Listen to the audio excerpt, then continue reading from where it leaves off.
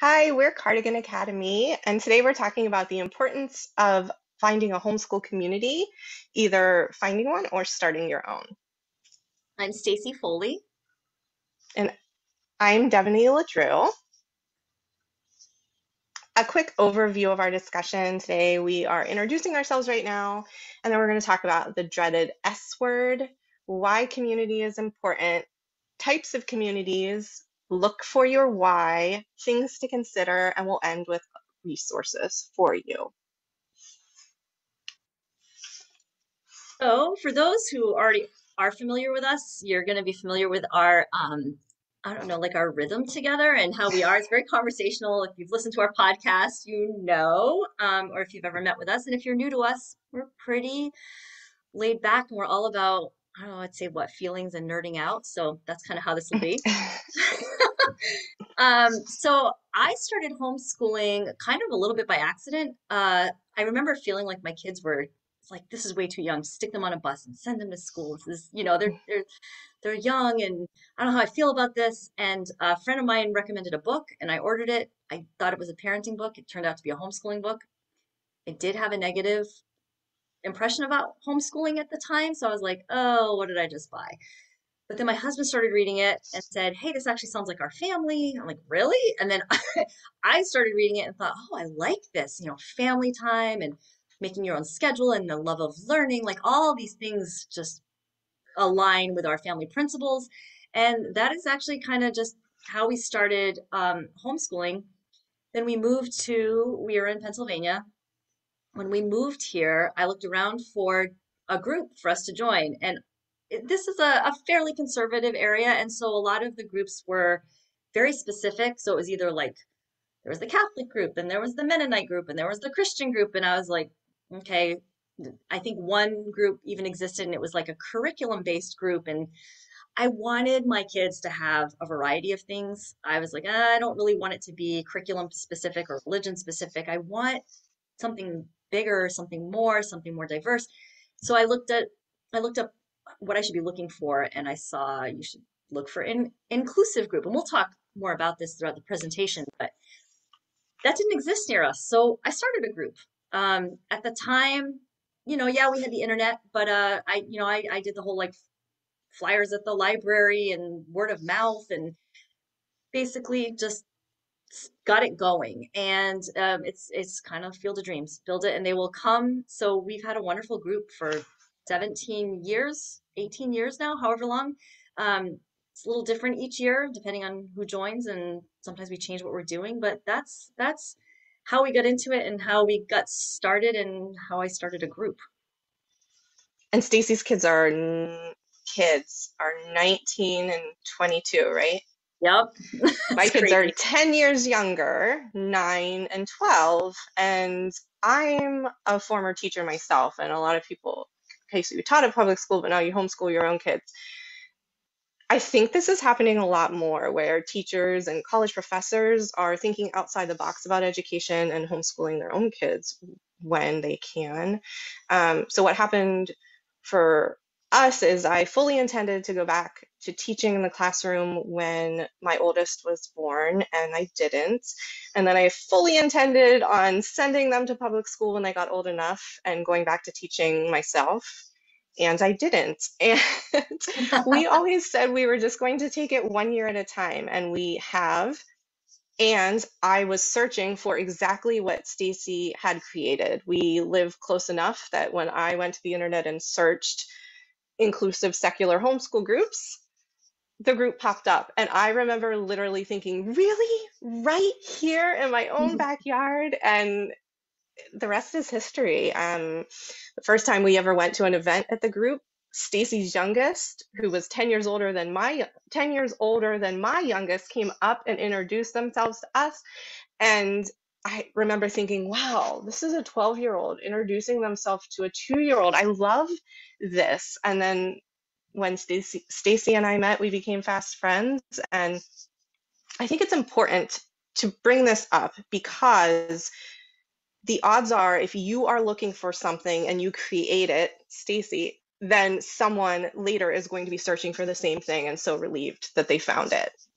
Yeah, I'm glad you said that too, because I hear a lot of people say, "Oh, there's not really a group near me that would really be a good fit for us." And my instinct is to always say, and I was just start one. And it sounds like this big thing, but it doesn't have to be. And once you start one, you just get other people involved, and it does. It starts to bring in people for your kids and for you too, because I mean, homeschooling is a lot and it's just a hard thing to do in isolation. And we'll talk about that too, about needing community. I also wanted to mention that in our homeschool group, it started out more like a co-op, which we had like these classes and a very structured schedule. And over time, every time parents would give feedback, we would tweak our group a little bit. So you don't even have to have it perfect when you start, and you can adjust based on feedback. So over time, we went from more structured to far less structured. And the inclusive nature of the group made it so that we had all kinds of people from all walks of life. Um, some religious, some not. It didn't matter though. We just all were there for each other and in this together. And it was actually kind of nice for my kids to have all these different friends. And we would often do things with the other groups. So like our homeschool group would do things with the Catholic group. Like we would get together and say, "Hey, we want to go roller skating, but you need a minimum of this many people. Would you guys want to do a roller skating activity?" And we'd rent out the rink together because there were more people. So you can still do stuff with the different groups, but then this is sort of your homeschool family kind of. Over time, it became more like social clubs, because a lot of parents, the feedback was, we're already doing a lot of academics at home. My kids, when they go, they don't really want to sit in a class and just they want to hang out with their friends. So it became chess clubs and D&D and teen clubs and theater club and research club, and everything was very like social and club based. About this time, I was also teaching classes for our local library system about how to homeschool and how to start a group and what to look for. And our state is a little bit stricter than most, so it was a lot of the sort of how to. So this is kind of what was going on about the time that the world shut down. Yeah, I was also using my education background. I had started an educational website called Still Playing School. And so, what happened when the pandemic hit and people were suddenly forced into homeschooling unexpectedly was that because of my teaching background and my website, people were reaching out to me because Stacy has homeschooled her kids as long as she has and also was teaching these classes at the library. People were reaching out to her. And because we were friends, we started comparing notes and saying, wow, we're both being bombarded with questions and would love to help and support people through this time of need. And that's how Cardigan Academy came about. So initially, Cardigan Academy was specifically to help new to homeschooling families. It's grown to be a lot more, and we'll talk about that a little bit later, but we were able to fill a need and support people through a time of a lot of uncertainty. Yeah, and I will also add there too that my background is in mental health. So I've done a lot of counseling with different clients and also in parenting. And this stuff, Devoney's education background and my background in therapy together, and then navigating the challenges of the pandemic, got us started, but it's expanded into so much more. But if there is I shouldn't say if there's one thing. There are many things we often come back to in Cardigan Academy that are like thematic, unplanned, but one of them is the importance of community. It comes up a lot. So this is something we feel strongly about, even in a mental health sense. It's just we need one another. We're human. We're wired to need one another and to not be isolated. So um, it's just sort of the perfect blend of things. So we're going to start by talking about the dreaded S word. Every homeschooler hates this word because I think it's how people judge us and come at us and say, well, what about socialization? How are your kids going to have any friends? And you can tell this is what they say, not only because of the things they ask, um, sometimes comments they make betray what they really think about homeschoolers. Like they'll make these little comments that you might even sit there and go, I think I just got insulted. What are they saying? And they think that homeschool kids don't get out of the house and don't have friends. And my kids even have, we've always been very involved in the community. And I remember they were taking Taekwondo lessons. And people there, the kids there would be like, "You're homeschooled?" Now, one thing they heard a lot was, "I wish I were homeschooled." That was different from when I was growing up. I thought that was pretty cool. But the next question they were always asked was, "Do you have friends?" And my kids would think, "Yeah." They're like, "How do you know how to, talk to other people?" And I go, "I'm talking to you right now." Like, this is, we socialize, we exist in a world. But when we started homeschooling, I was very aware that people have these stereotypes about homeschoolers. I even had some myself. And so I was very conscious of making sure, okay, my kids need to be out in the world. We need to be involved in things. And the fact of the matter is, there's a lot of socializing in homeschooling. And those of you, if you're already doing it or if you're new to it, probably already seeing that. Although the pandemic again has made it kind of wonky. But yes, we need socialization.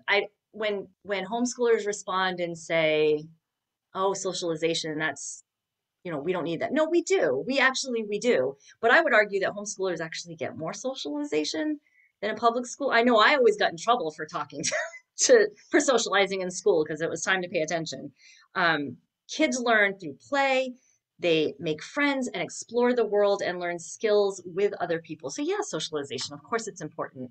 Um, and this idea that homeschoolers don't is just very frustrating, and it's incorrect. When I think when homeschooling is done well. So something we talk about a lot with, we do consultations with homeschool clients and just really any of our clients, whether they're working on mental health, homeschooling, whatever it is. We talk a lot about balance, like how much we need balance in our lives. And so actually the joke in our family has been that sometimes we have so many social opportunities. The challenge as homeschoolers is to fit in the academics.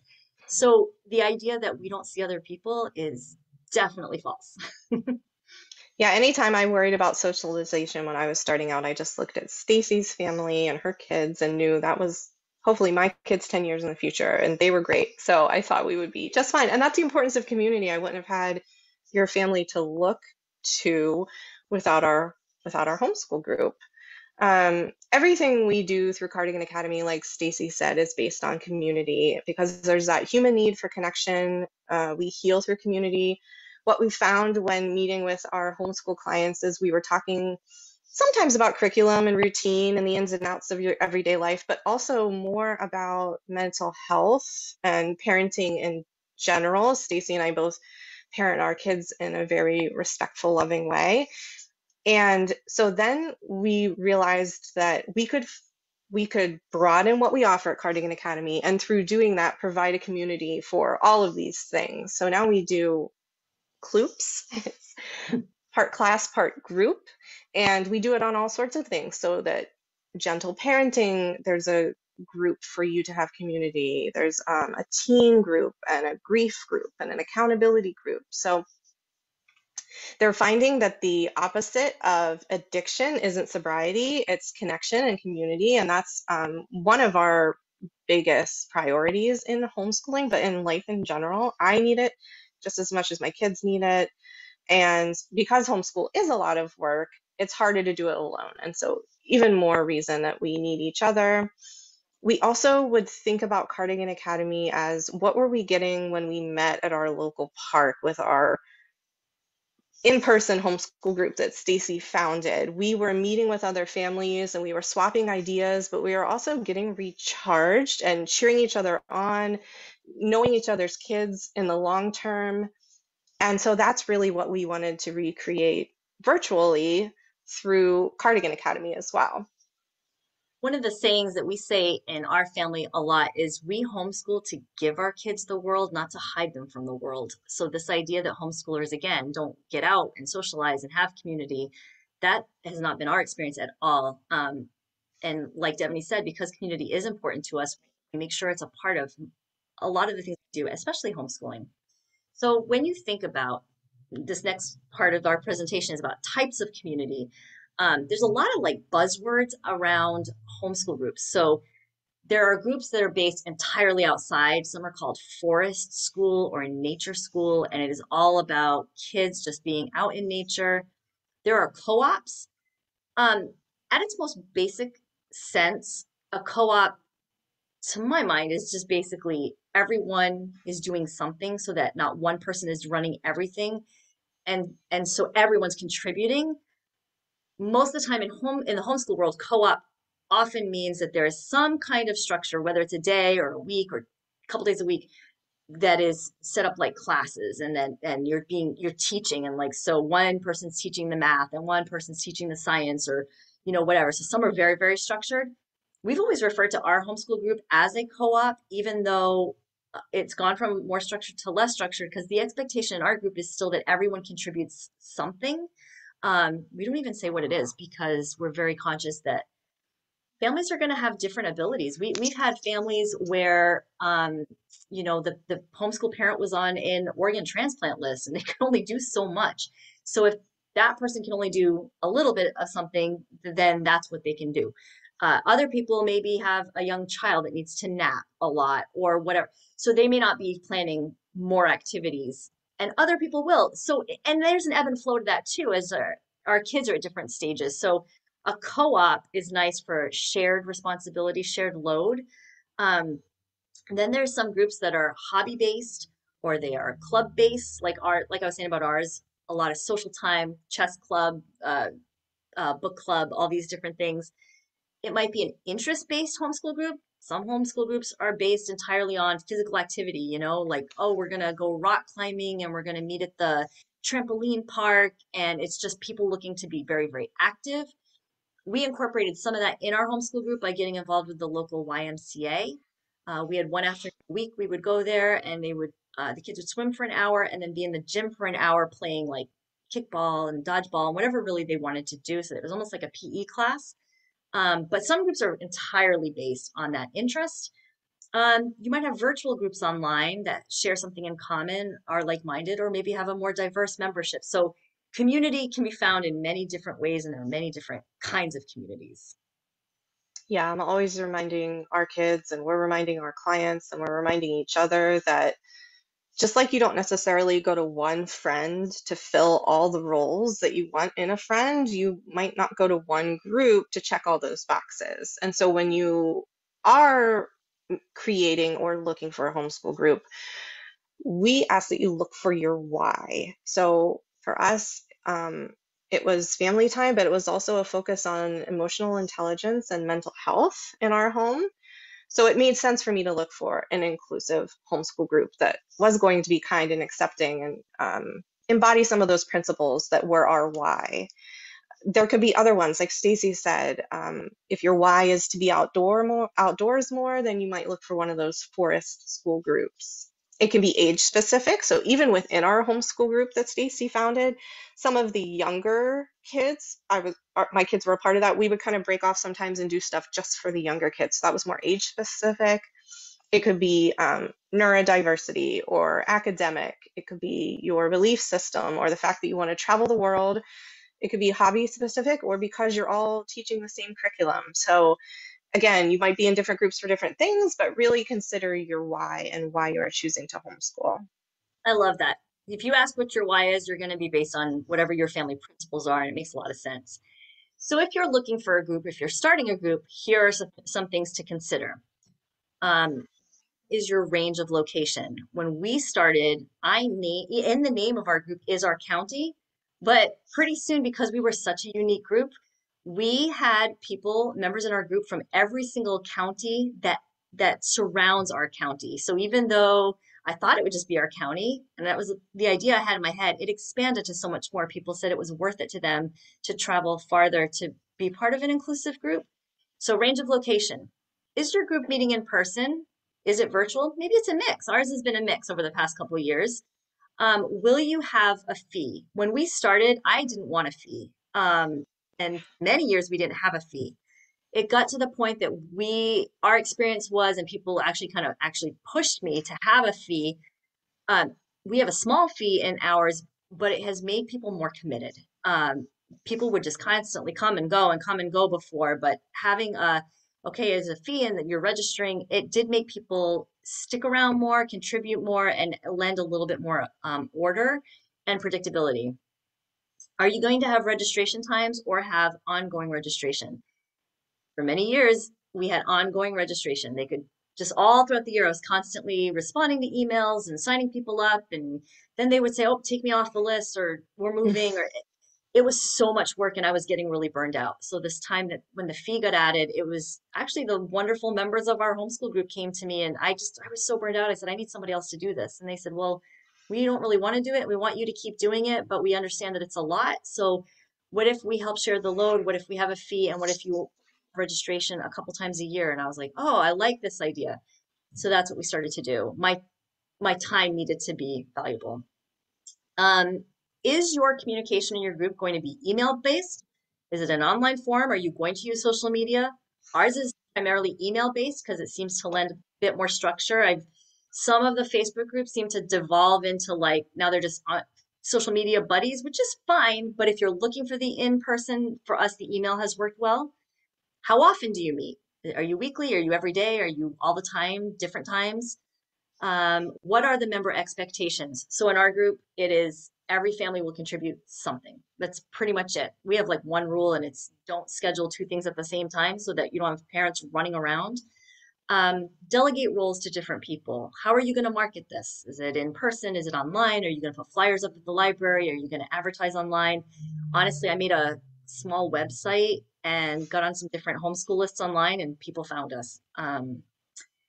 Community for you, community for your child. This can be the same or it can be different. Friendships, that idea that friendships are, there's that saying that we have friendships for a reason, a season, or a lifetime. That applies here too. And also that village. We're always saying we need a village. This is that village. Like I said earlier, field of dreams, if you build it, they will come. I would recommend playing to your strengths. Are you really good at online stuff? Get a great online presence. Are you really friendly? Be the face of the group when you meet people who show up at the park and at your activities. But I definitely want to encourage you that if you feel alone in your homeschooling and you wish you could connect with other people, but you think there aren't people out there like you, start a group and you're going to find that those people will come out of the woodwork because they're home feeling the same way. And if you are looking for a community, we also provide, like we said, a lot of ways to connect virtually through Cardigan Academy. So you can always find us on social media, Facebook, Instagram, YouTube. Cardiganacademy.com is the website. We even have a podcast, and we have homeschool specific episodes and one on the importance of community. So all these things we literally are talking about all these same things all the time. So you can find the podcast anywhere you listen to podcasts. It's also called Cardigan Academy. Mr. Rogers was a huge inspiration of ours. We loved his warmth when we were kids, and we wanted, cardigan, warm and cozy, and that same sort of feel when we started Cardigan Academy. And what we didn't expect was the virtual neighborhood that was going to be formed out of these communities that just continue to build through all that we do. So we have so many resources that we couldn't possibly cover just in this short presentation. But if you're interested in learning more and connecting with us, we love when people tell us what they need, and we learn about your families and collaborate together to find ways for all of us to thrive through homeschooling. I will add too that we even have a homeschool specific Facebook group for homeschool families that are looking for other families to swap ideas and, you know, Yes. learn more. So, so many ways we can help you. So, Yeah. So reach out, find us, we'll add you to the group, and we can't wait to meet you. Thank you. bye.